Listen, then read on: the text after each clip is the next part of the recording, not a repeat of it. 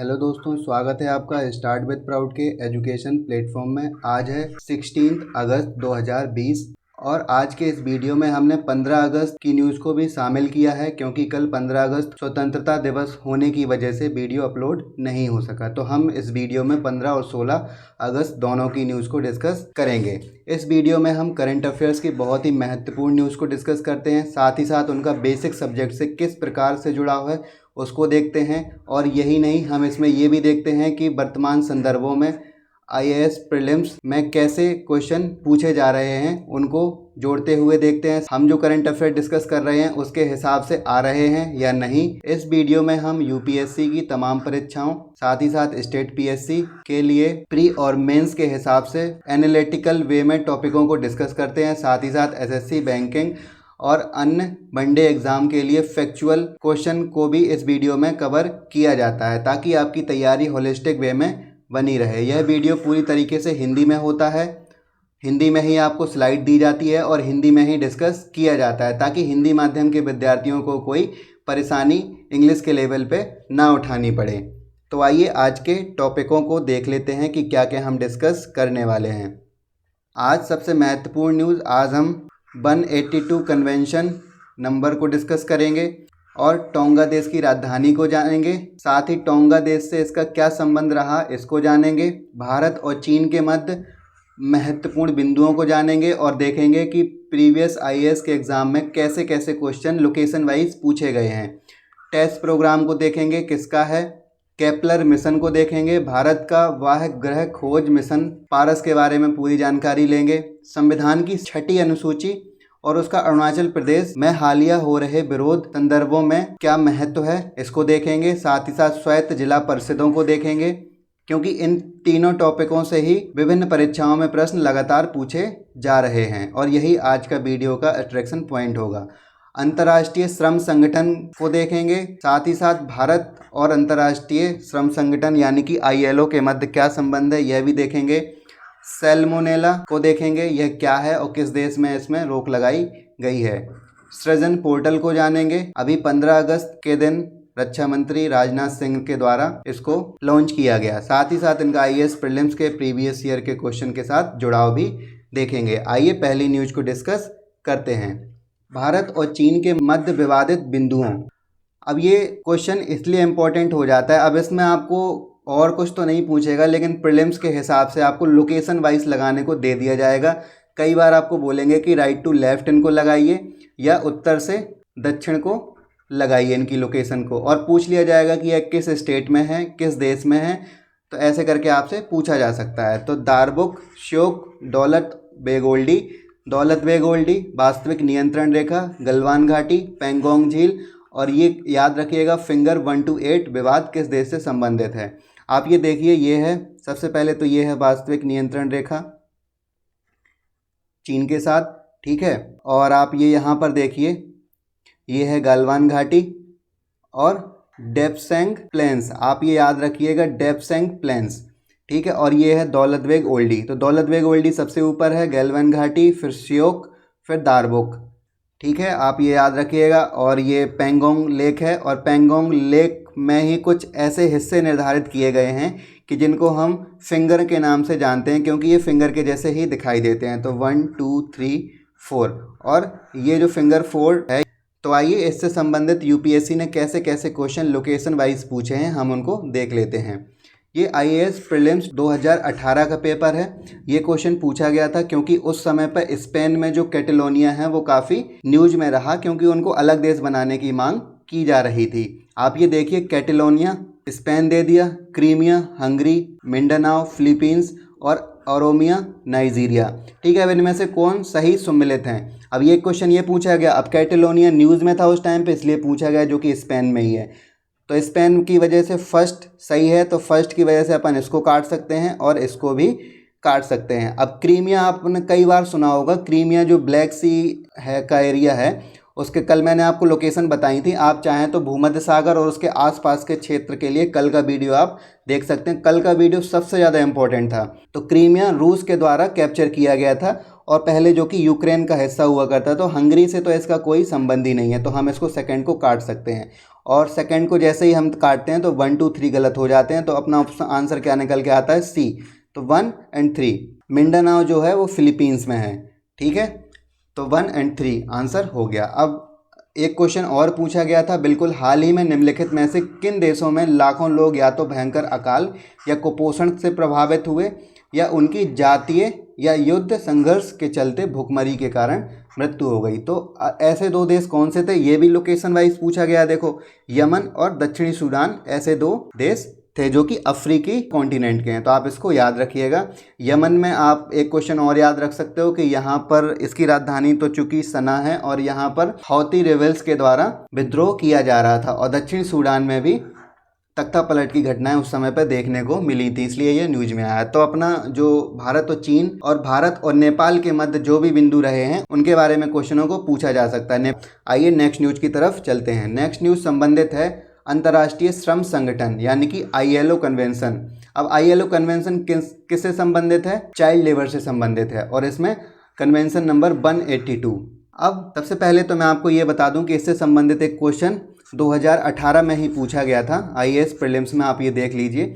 पूछा गया था कि अंतर्राष्ट्रीय श्रम संगठन 138 और 182 अभी समय किससे संबंधित है। अब ये पूछा इसलिए गया था क्योंकि ये न्यूज में था, क्योंकि उस समय भारत ने इसको अपनाया था। अभी मैं आपको बताऊंगा, ठीक है। तो ये किससे संबंधित हो गया? बाल श्रम से, ठीक है। देखिए कितना इजी क्वेश्चन आया था। अगर आप करंट की न्यूज़ के साथ सही चैनल से जुड़ते हैं तो आपको लाभ होगा, और स्टार्ट विद प्राउड के द्वारा काफ़ी प्रयास इस क्षेत्र में किए जा रहे हैं।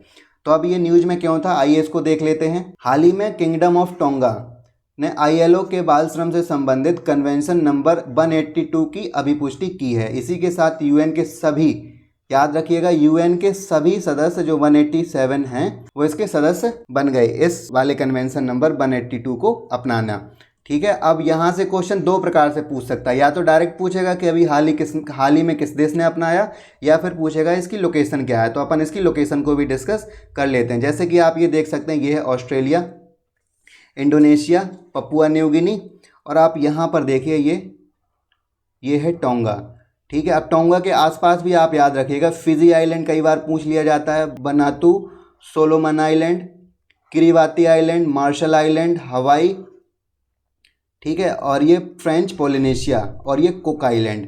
आपको मैं इतनी लोकेशन इसलिए बता दे रहा हूँ कि ये सारे के सारे आइलैंड ही किस में आते हैं?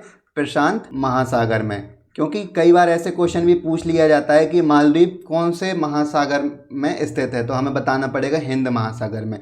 तो ये सारी लोकेशन किस में स्थित है? प्रशांत महासागर में। आप इसको याद रखिएगा। आइए अब अपन भारत से जुड़ी हुई न्यूज़ को देख लेते हैं। अब जैसे मैंने आपको बताया, वो क्वेश्चन इसलिए पूछा गया था क्योंकि 13 जून 2017 को भारत ने 138 और 182 दोनों को अपनाया था। अब अपन इनको देख लेते हैं। इंटरनेशनल लेबर ऑर्गेनाइजेशन के मूलभूत और मानवाधिकार कन्वेंशन के नाम से जाने वाले 8 कन्वेंशन जो हैं वो आप यहाँ पर देख सकते हो। जैसे कि कौन कौन से हैं? नंबर 29, इसको कहते हैं force labour convention, evolution of force labour convention. Number 105, आप ये सारे याद रखिएगा, काफ़ी इंपॉर्टेंट है। नंबर 100, ठीक है, और नंबर 111 और नंबर 138 और नंबर 182, इन दोनों को ही भारत ने अपनाया था। आप इसको देखिए, मिनिमम एज कन्वेंशन है, और ये worst form of child labour, जितने भी चाइल्ड लेबर की खराब से खराब फॉर्म है उसको इसमें रेगुलेट किया जाता है। तो आप इसको याद रखिएगा। और एक महत्वपूर्ण क्वेश्चन कि ये जो 8 कन्वेंशन है ना, भारत ने इनकी 8 की ही पुष्टि की है। अब कुछ 2 कन्वेंशन ऐसे हैं कि जिसको भारत ने अभी रेटिफाई नहीं किया है, तो आपको मैंने यहाँ पर ये भी लिख दिया, आप इसको याद रखिएगा। नंबर 87 और नंबर 98, ये दोनों किससे संबंधित? Freedom of association of protection of rights of organised convention 87 और right to organise and collective bargaining convention 98, ठीक है। इसको याद रखिएगा आप, बहुत ही इंपॉर्टेंट स्लाइड है ये। और भारत में बाल श्रम निषेध और नियमन अधिनियम 1986 जो है वो चाइल्ड लेबर को रेगुलेट करता है, तो आप इसको भी याद रखिएगा, 1986, ठीक है। आइए इससे संबंधित कुछ और जानकारियों को डिस्कस कर लेते हैं। अब भारत में बालाश्रम के विरुद्ध कुछ संवैधानिक प्रावधान भी किए गए हैं, उनको भी देखते हैं।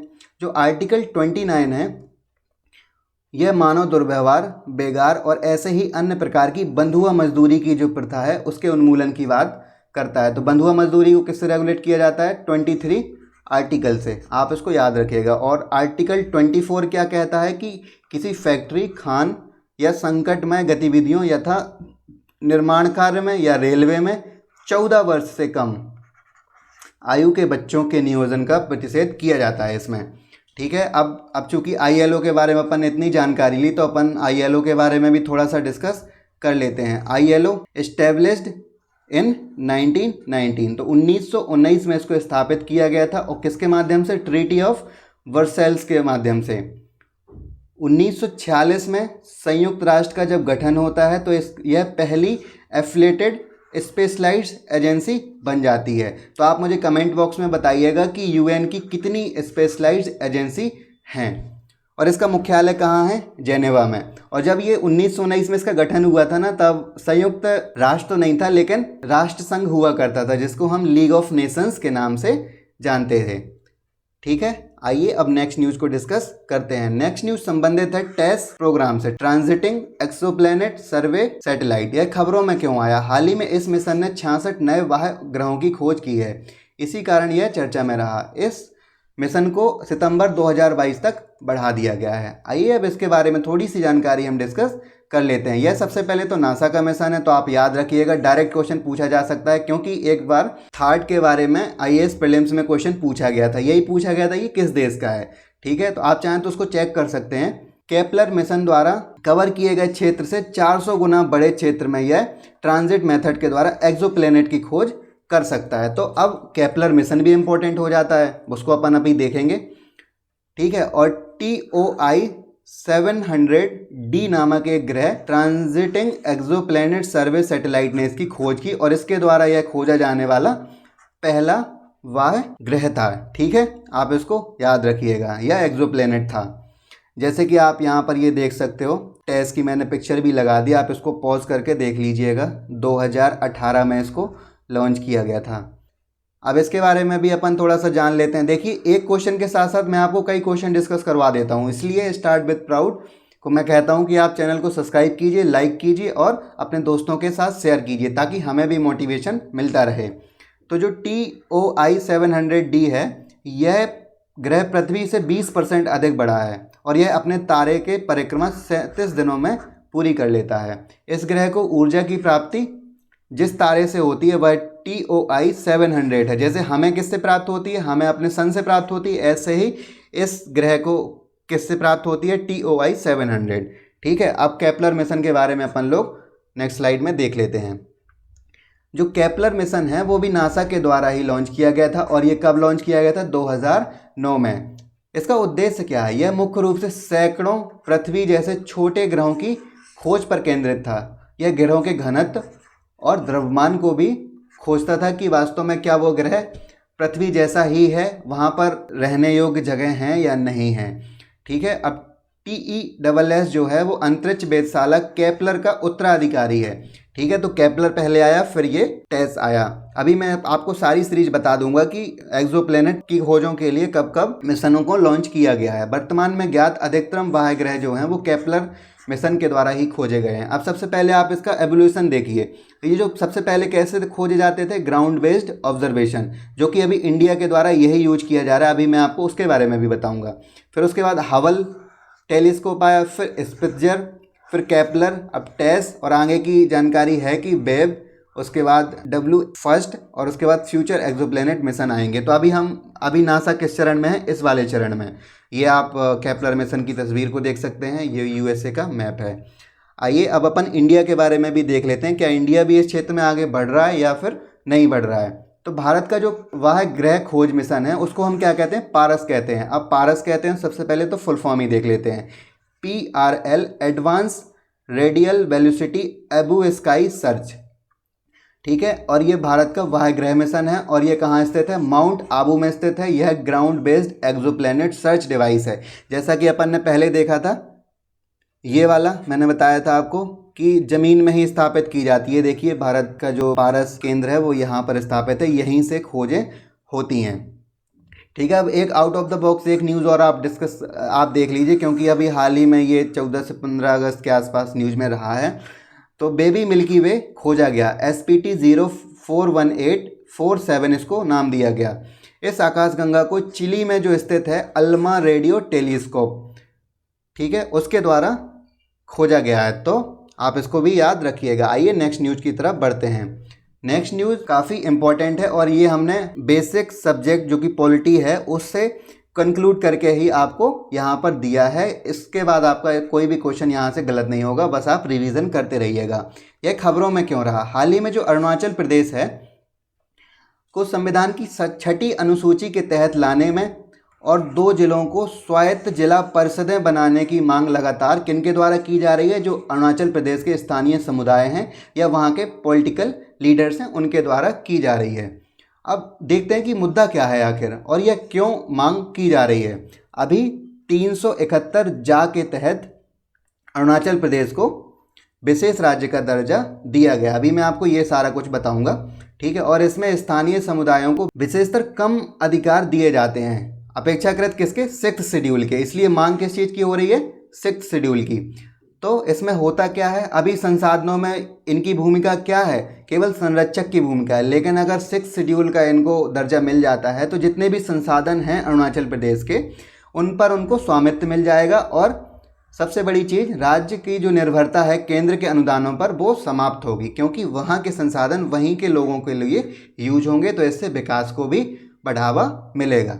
अब वर्तमान में 6ठी अनुसूची जो है उसके अंतर्गत केवल 4 पूर्वोत्तर के राज्यों को शामिल किया गया, जिनमें असम है, मेघालय है, मिजोरम है और त्रिपुरा है। और इनकी कितनी स्वायत्त जिला परिषदें हैं? टोटल 10 हैं। अगर 2 की मांग पूरी हो जाती है तब कितने हो जाएंगे? 12। तो अभी आप याद रखिएगा, अभी केवल 10 ही हैं, ठीक है। अब 1949 में संविधान सभा के द्वारा पारित 6ठी अनुसूची जो कि स्वायत्त क्षेत्रीय परिषद और स्वायत्त जिला परिषदों से संबंधित है, वो आदिवासियों के अधिकारों की रक्षा का प्रावधान करती है।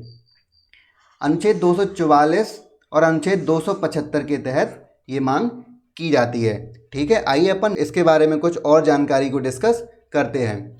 अब देखते हैं कि अनुच्छेद 371 के तहत कुछ राज्यों को विशेष प्रावधान दिया गया है ताकि उनकी जनजातीय संस्कृति को संरक्षण प्रदान किया जा सके। तो ये जो है ना, ये सारे के सारे इंपॉर्टेंट वन लाइनर के हिसाब से हो जाते हैं, ठीक है। तो महाराष्ट्र और गुजरात के लिए अनुच्छेद 371 है।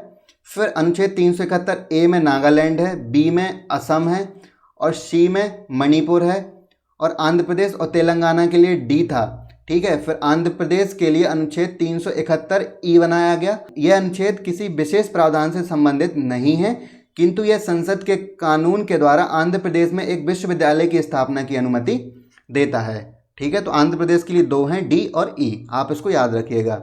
और एफ में क्या है? सिक्किम और जी मिजोरम। आप इसको कोई ट्रिक के अनुसार याद कर लीजिएगा तो आपको कभी नहीं भूलेगा। और एच में है अरुणाचल प्रदेश। यही न्यूज में था इसलिए ये शामिल करना पड़ गया। अब यहाँ पर आप एक चीज़ याद रखिएगा, यहाँ पर एच है, जबकि अगर हिंदी में अपन देखेंगे ना तो वहाँ पर जा हो जाएगा। तो आप कंफ्यूज मत होइएगा कि कहीं जा है कहीं एच है, तो ऐसा तो नहीं है कि गलत हो गया। और यहाँ पर जे में किसको रखा गया है? कर्नाटक को। और गोवा के लिए आई को रखा गया है, ठीक है। तो आप इन राज्यों को याद रखिएगा। अगर आपको वीडियो पसंद आता है तो आप प्लीज़ वीडियो को लाइक कीजिए, शेयर कीजिए और सब्सक्राइब कीजिए ताकि हमें भी मोटिवेशन मिलता रहे। आइए कुछ जानकारियां ले लेते हैं। अब सबसे पहले ये जानते हैं कि अनुसूचियां क्या होती हैं, ये कब बनाई गई और इसमें है क्या आखिर।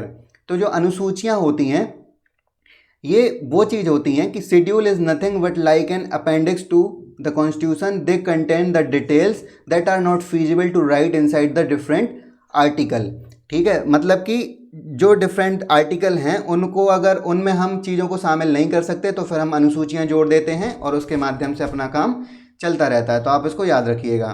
कुछ संवैधानिक जानकारियां ले लेते हैं, जैसे कि अपन ने पीछे डिस्कस इसको कर लिया है कि 26 नवंबर 1949 को संविधान को हमारे अपनाया गया। उस समय भारत में संविधान में कुल 22 भाग थे और 8 अनुसूचियाँ थी, लेकिन अब अनुसूचियों की संख्या कितनी हो गई है? 12 हो गई है। संविधान संशोधन अधिनियम 1992 के अंतर्गत 73वें और 74वें संविधान संशोधन अधिनियम के माध्यम से 11वीं और 12वीं अनुसूची को जोड़ा गया था। अब मैंने यहाँ पर ये अनुसूचियों की लिस्ट दे दी है, आप चाहें तो इसको देख लीजिए। प्रथम अनुसूची में जैसे संघ और राज्य क्षेत्रों का वर्णन है। दूसरी अनुसूची में बड़े बड़े पद हैं उनके बारे में जानकारी दी गई है। तीसरी अनुसूची में शपथ या प्रतिगान के बारे में बताया गया है। चौथी अनुसूची में राज्यसभा में सीटों में आवंटन कैसे होगा उसके बारे में बताया गया है। पांचवी अनुसूची में अनुसूचित क्षेत्रों और अनुसूचित जनजातियों के प्रशासन और नियंत्रण के बारे में बताया गया है।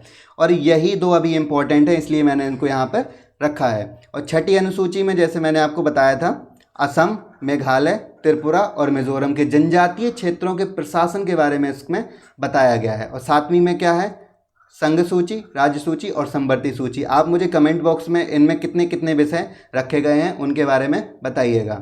आठवीं अनुसूची में कितनी भाषाएं हैं, टोटल 22 भाषाओं को रखा गया है। नौवीं अनुसूची में विशिष्ट अधिनियम है और विनियमन है, इनके सत्यापन का प्रावधान है। अगर एक इम्पॉर्टेंट फैक्ट मैं आपको बता देता हूं, अगर सरकार के द्वारा कोई अधिनियम लाया जाता है और अगर सरकार चाहती है कि इसमें रिव्यू ना हो तो नौवीं अनुसूची में उसको डाल दिया जाता है। इसमें जो सुप्रीम कोर्ट है वो इसको रिव्यू नहीं कर सकती, लेकिन ये पहले होता था, अब रिव्यू करने का सुप्रीम कोर्ट को अधिकार है। तो अगर क्वेश्चन आए कि अधिकार नहीं है तो अधिकार है, आप इसको याद रखिएगा।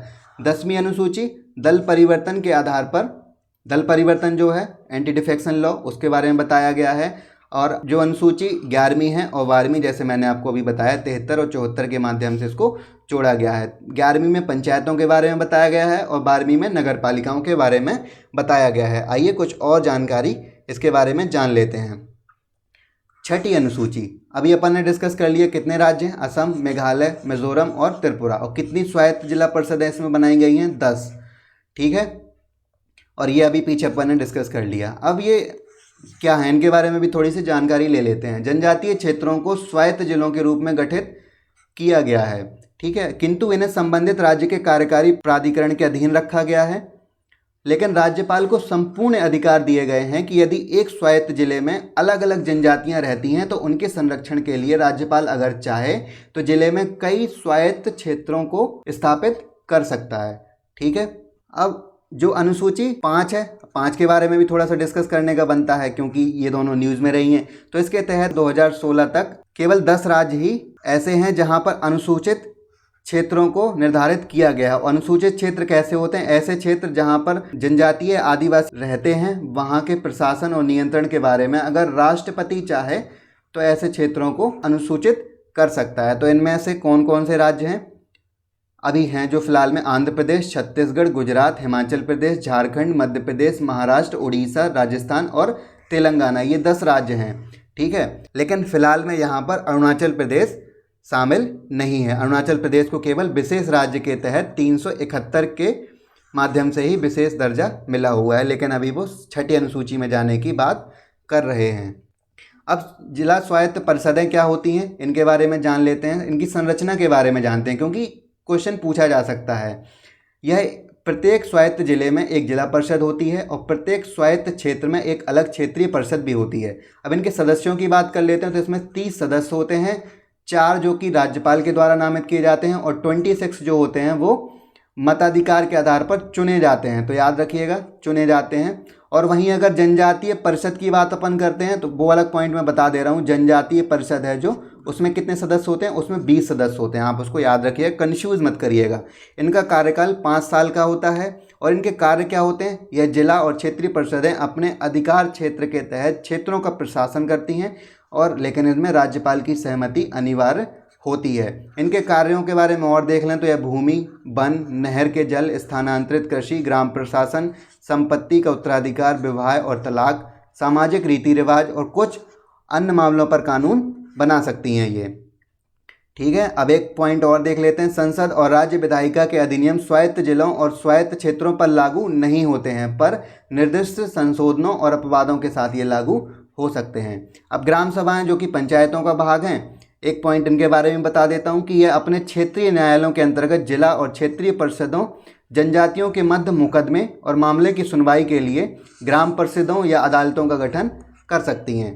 ठीक है, ये थी हमारी इसके बारे में पूरी जानकारी। आप इसको बार बार रिवाइज करिएगा, आप चाहें तो इसको वीडियो को डाउनलोड कर लीजिएगा ताकि बार बार रिवीजन हो सके। यहाँ से 1-2 क्वेश्चन आपको आने वाले एग्जाम में ज़रूर दिखेंगे। आइए नेक्स्ट न्यूज़ को डिस्कस करते हैं। नेक्स्ट न्यूज़ संबंधित है सृजन पोर्टल से।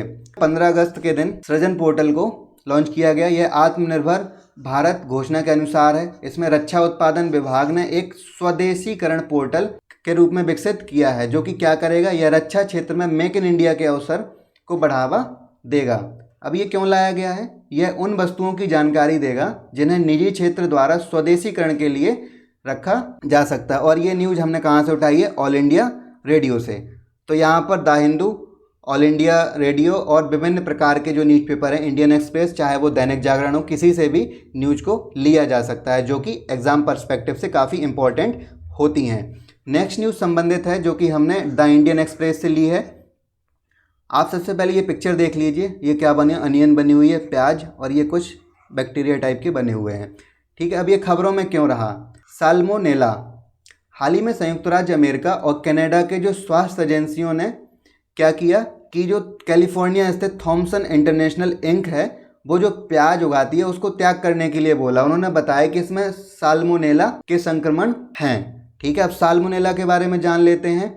यह बैक्टीरिया वास्तव में जानवरों में रहता है और जब यह मानव शरीर में प्रवेश करता है तो यह सल्मोनेसिस का कारण बन जाता है। और यह इससे कौन सा अंग प्रभावित होता है? इससे आंत प्रभावित होती है। आप इसको याद रखिएगा और साल्मोनेला भी याद रखिएगा कि यह चर्चा में था, क्यों था। इससे दस्त, पेट में दर्द, बुखार, उल्टी, मल त्याग और मतली आदि प्रकार की चीज़ें हो सकती हैं। और यह 2 से 7 दिनों तक रहता है। कुछ मामलों में तो यह संक्रमण रक्त में भी प्रभावित हो जाता है।